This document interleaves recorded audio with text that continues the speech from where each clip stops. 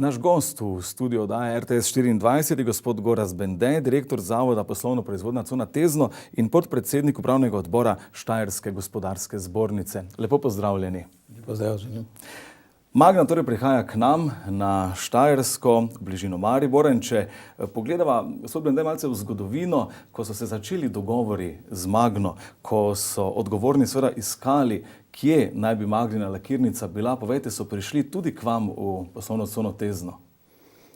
Da, tudi pri nas je bil obisk, spomnim se točno, to je bilo lani 25. aprila, vendar že v prvih razgovorih je bilo zaznati, da predstavnike Magne zanima nekaj večje prostorske možnosti, ker kolikor sam poznam, že 20 let bo tega, kar sem bil v Magni, da so že takrat govorili o prostorskih omejitvah v Gradcu.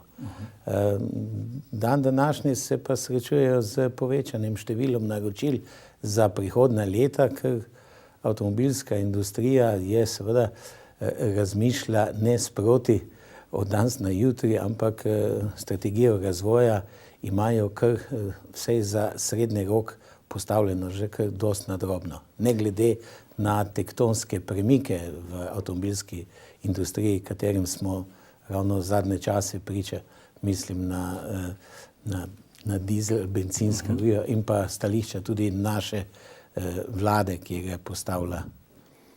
Koliko hektarjev recimo v tem trenutku še prostih zemljišč na območju nekdanjega Tama, zdaj poslovne cone Tezno? Pogojno rečeno, ker je seveda tudi vodozaščitno območje, vendar je prostih površin do 40 hektarjev. Vendar niso niti približno, da bi bilo to jutri pri jutrišnjem zazidljivo, je dosti predpogojev, da se to uredi. Res pa je, da smo z tako imenovanimi prostorci, z službami mestne uprave uredili, da ima prostorske dokumente akt, to je občinski podroben prostorski načrt, ima cona Tezno urejena za celotno območje in ta noveliran akt je v veljavi celo od prejšnje sobote. Bil je pa že, prvi je bil pa sprejet že leta 2002 zazidalni načrt. Vendar pa, kot sem povedal, ne, tu je bila želja, v prvem razgovoru je bila že izražena želja po tako imenovani greenfield investiciji, ampak jaz bi to pogojno imenoval, to ni kot investicija na zeleni trati, to je nastalo, moje mnenje je takšno, o tem se je malo manj govorilo, tudi na osnovi dosedanjega dela števila, velikega števila podjetij iz našega konca in ne nazadnje iz naše cone, ki so in še vedno korektno sodelujejo z Magno.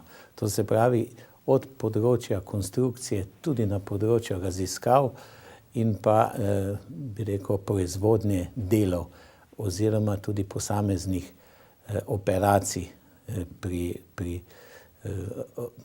proizvodih, ki jih delajo v Magni Štajerju. Postopek pridobivanja dokumentov, dovoljenj pred začetkom izgradnje je seveda dvignil precej prahu, to vemo vsi.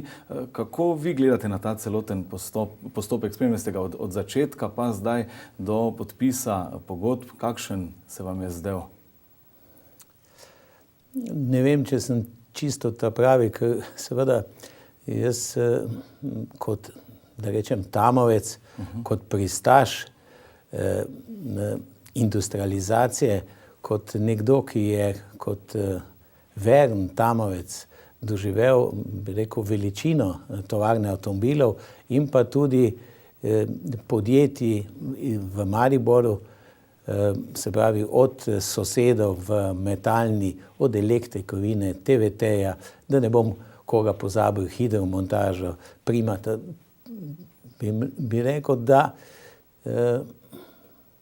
nekdo, ki je bil in je še ponosen na ta industrijski pečat Maribora, na to eno industrijsko slavo, katero je Maribor užival ne samo v Sloveniji, ampak na področju bivše Jugoslavije in širše. Seveda, vmes je bilo pa eno obdobje, ko smo se malo da ne sramovali industrijskega pečata, razvoja in smo govorili, da se bomo prestrukturirali v smeri, po mojem mnenju, nekih nedefiniranih storitev. In na tej poti smo zastali. Sedaj, zadnja leta, pa, bom rekel, se opaža seveda ponovno prebujanje, ponovno zagon. In to, kar se je formalno včeraj z podpisom pogodbe z Magno zgodilo, gotovo, da pomeni en pomemben korak, ne korak, mogoče celo skok v prebujanje, še večje prebujanje tega industrijskega spona Maribora in okolice, in da ne rečem tega Podravja. In kaj po vašem mnenju to pomeni recimo v prihodnosti za še druge investitorje? Velik korak naprej?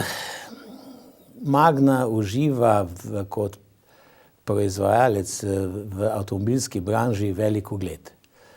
In z preko 160 tisoč zaposlenih zdaj uradno od včeraj celo v 30 državah sveta in najavo mislim, da v sejmu v Vancouveru, da bo investirala v Sloveniji, to v avtomobilskem svetu ni ostalo nezabeleženo. To se pravi, če kot na našem koncu pravimo, dober glas seže v deveto vas, če je Magna naredila ta pomemben korak in prišla na obrobje mesta, se pravi v Hoče Slivnico, da rečem v naš konc, v našo Slovenijo, bo gotovo to rezultiralo tudi, da se bo nekdo še opogumil in ker bo verjel, da mogoče pa nismo, bom kar uporabil trdo besedo, tako neprijazni do tujih investitorjev ali zadrti, o čemer je v preteklosti se širil naš glas. Še številk se dotakniva. 1000 delovnih mest obljublja Magna v tem prvem začetnem delu, dolgoročno celo 5000. Naša država je stopila naproti z dobrimi 18 milijoni evrov. Po vašem mnenju je to primeren vložek države glede na obljubljeno količino delovnih mest? Gledati je potrebno z vidika perspektive.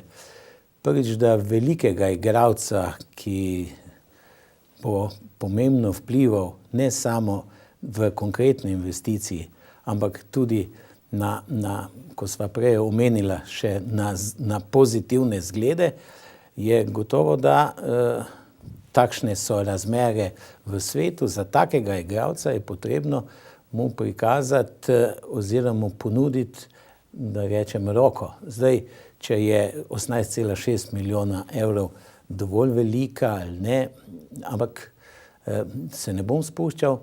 Vendar moje mnenje je, da če se pogovarjamo, ker vem, da so neverni Tomaži govorili, da je bilo obljublja več tisoč, zdaj pa samo 400, je treba malo drugače to oceniti. Če je nekdo najavil, da ga zanima 100 hektarjev, potem mu je treba vsej toliko zaupati. S tem imamo mi v Sloveniji z zaupanjem res velike probleme. Njemu je pa treba zaupati, da se ne bo šel, jaz ponavadi rečem, turizma materijala. To se pravi, da ne bo prevažal material, ki ne pridobiva na dodani vrednosti, nalagil, vozil samo na eno operacijo. To pomeni lakiranje. Potem pa nazaj v Graz. Ne.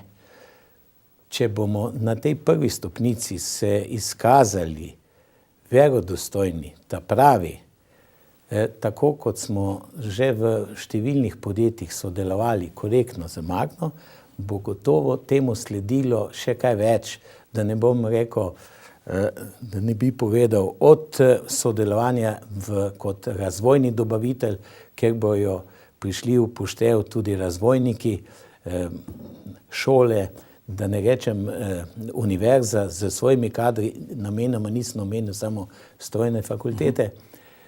Se pravi, tale bazen pomeni to kot da bi nekdo na novo, da rečem, z roko lopnil po vodi in verjamem, da se bojo te koncentrični krogi, da pomeni neko brbotanje novo na industrijskem področju v tej regiji. Lepa in spodbudna misel za konec. Hvala lepa, da ste bili naš gost v oddaji RTS 24. Z veseljem. Hvala.